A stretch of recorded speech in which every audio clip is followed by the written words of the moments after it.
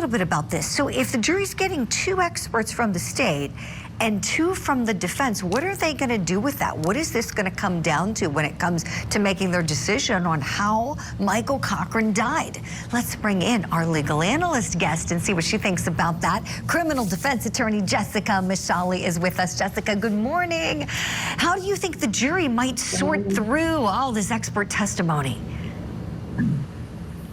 Well, when you have the same amount of experts on both sides, it's always kind of difficult. And I think it comes down to who the jury likes more in terms of the expert, who does a better job explaining, and ultimately who supports what the jury is already thinking in their mind.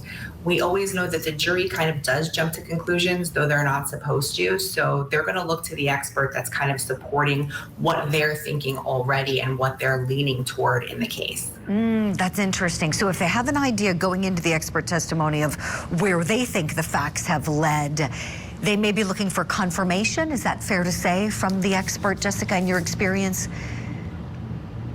So I think that's what they're looking for, and it's kind of difficult because you make that first impression in your opening statement. The jury is already leaning, each member is leaning toward what they think happened already.